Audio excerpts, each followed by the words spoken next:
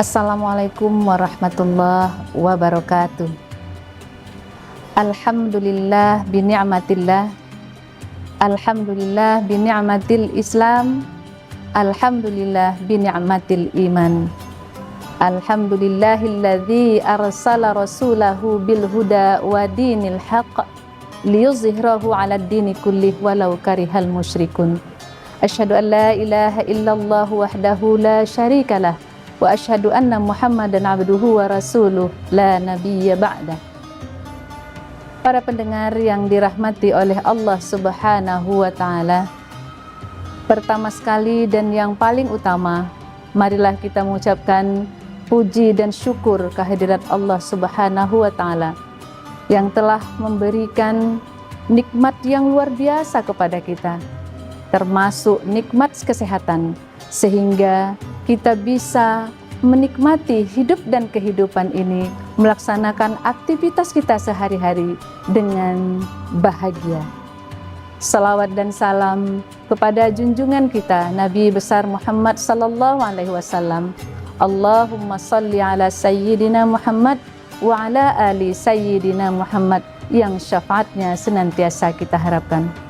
Qala Allah Ta'ala fil kitabil karim, a'udzu billahi minasyaitonir rajim, wa ta'awanu 'alal birri wat taqwa wa la ta'awanu 'alal ismi wal 'udwan. Bertolong-menolonglah kamu dalam kebaikan dan takwa, dan jangan pernah bertolong-menolong dalam dosa dan pelanggaran. Hadirin hadirat yang dirahmati oleh Allah Subhanahu wa taala, sehebat apapun manusia di dunia ini, pasti dia tidak bisa hidup sendiri. Dia pasti membutuhkan pertolongan orang lain. Tolong menolong dalam kehidupan kita sehari-hari, selain merupakan perintah dari Allah Subhanahu wa taala, bahwa tolong menolong itu adalah sangat kita butuhkan di dalam hidup dan kehidupan kita. Jika kita mau menolong orang lain dalam keadaan berkecukupan, itu adalah hal yang biasa. Tetapi bila kita mau dan mampu menolong orang lain dalam segala keterbatasan yang kita miliki, itu luar biasa. Oleh karena itu, mari kita saling membantu, mari kita saling menolong di dalam hidup dan kehidupan kita. Karena dengan menolong orang lain berarti kita meringankan beban orang lain. Dan apabila kita ditolong, kita juga dapat diringankan beban kita oleh orang yang menolong kita. Apa yang harus kita lakukan ketika kita mau menolong orang lain, dan di mana harus kita lakukan? Jawabannya, kita bisa melakukan menolong orang lain itu di mana saja, kapan saja, dalam keadaan kondisi apa saja. Bisa kita laksanakan di lingkungan keluarga kita, bisa kita laksanakan di sekolah, di tempat kerja kita, bisa kita laksanakan di lingkungan masyarakat luas. Apa contohnya? Banyak sekali.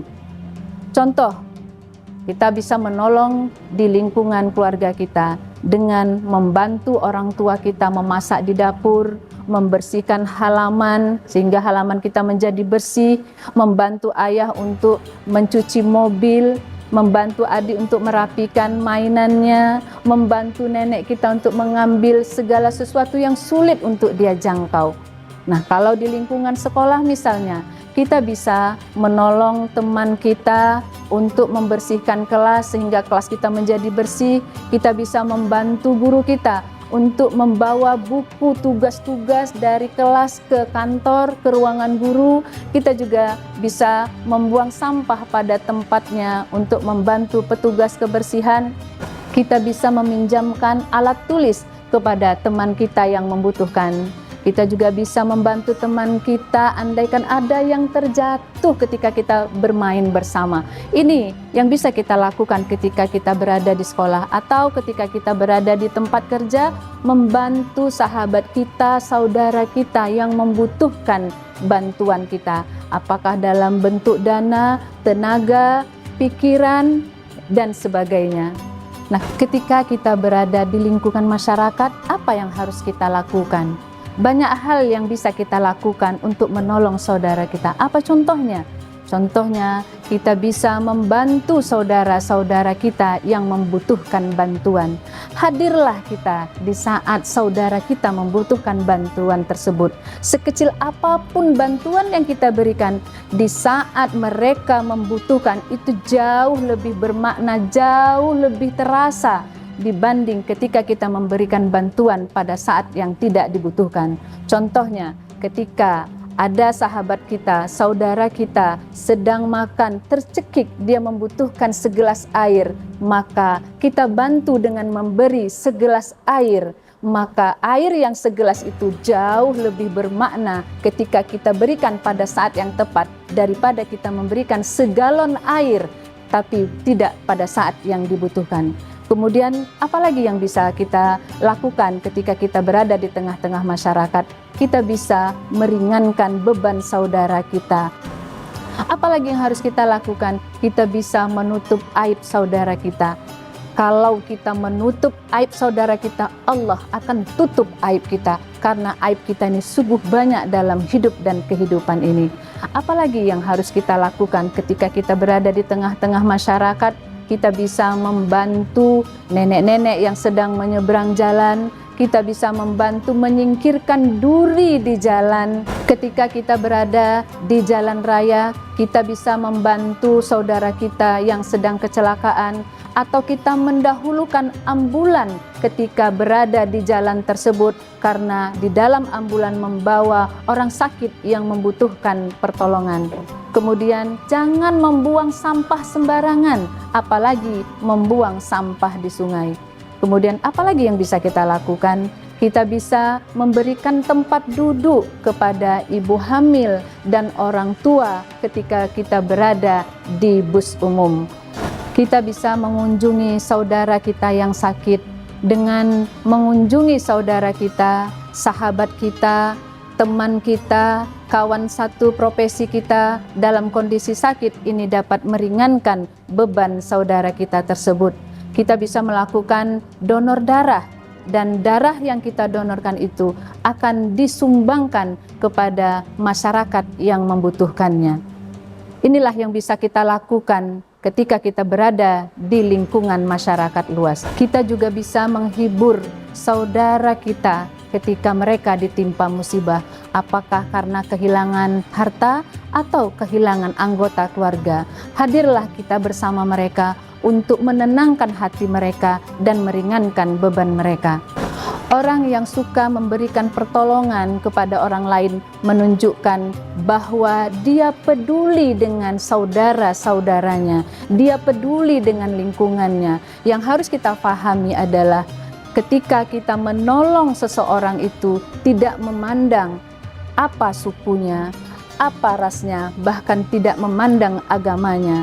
Kita juga bisa menolong hewan yang membutuhkan pertolongan kita, bahkan tanaman yang kering juga kita bisa bantu dengan menyiramkan air ke tanaman tersebut sehingga dia tumbuh subur kembali. Dengan banyaknya contoh-contoh yang dapat kita lakukan di dalam kehidupan kita, apakah di keluarga, di tempat kita mengajar, di tempat kita bekerja, di sekolah, di tengah-tengah masyarakat, maka banyak pula hikmah yang dapat kita ambil dari saling tolong menolong ini. Apa di antaranya? Yang pertama, mensyukuri nikmat yang diberikan oleh Allah kepada kita.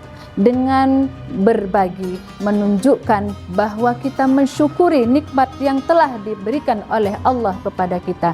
Jangan pernah takut untuk berbagi, karena dengan berbagi akan membuka pintu rezeki. Kita tidak akan pernah miskin karena berbagi. Hikmah yang kedua adalah dengan berbagi kita akan mendapatkan ganjaran pahala dari Allah Subhanahu wa taala. Sebagaimana firman Allah dalam Al-Qur'an, A'udzubillahi minasyaitonirrajim. Masalul ladzina yunfiquna amwalahum fi sabilillahi kamathali habbatin ambatat sab'a sanabila fi kulli sumbulatin mi'atu habbah wallahu yudha'ifu liman yasha wallahu wasi'un alim. Orang yang suka menolong saudaranya akan mendapatkan ganjaran pahala yang luar biasa dari Allah Subhanahu wa taala. Seumpama satu biji akan tumbuh 7 tangkai, setiap tangkai akan tumbuh 100 biji. Subhanallah. Mari kita selalu menolong sesama kita tanpa mengharapkan imbalan apapun dari orang yang kita tolong, tapi mengharapkan ridha dari Allah Subhanahu wa taala. Hikmah yang ketiga, dengan berbagi akan bisa mempererat persaudaraan dan silaturahmi sesama kita. Dengan berbagi kita bisa mengenal orang yang tidak pernah kita kenal sebelumnya. Dengan berbagi kita bisa memperkuat ukhuwah Islamiyah sesama kita. Yang keempat, dengan memberikan pertolongan kepada orang lain kita bisa merasa damai, tentram dalam menjalankan hidup dan kehidupan ini.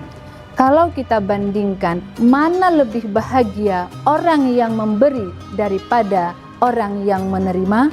Sebahagia-bahagianya orang yang menerima, tetapi jauh lebih bahagia orang yang memberi. Yang kelima, dengan selalu menolong orang lain, Allah akan selalu menolong kita. Allah akan selalu permudah urusan kita. Allah selalu menghilangkan kesulitan-kesulitan kita dari jalan yang tidak pernah kita sangka-sangka. Dari sekian banyak hikmah yang saya sampaikan tadi, ada yang menjadi catatan penting bagi kita. Apa yang kita berikan kepada orang lain, apakah dalam berupa harta kekayaan, berupa tenaga pikiran, ilmu, itu tidak akan pernah habis. Sesungguhnya itulah yang menjadi harta kita yang sesungguhnya, yang nanti akan kita petik di hari akhir nanti.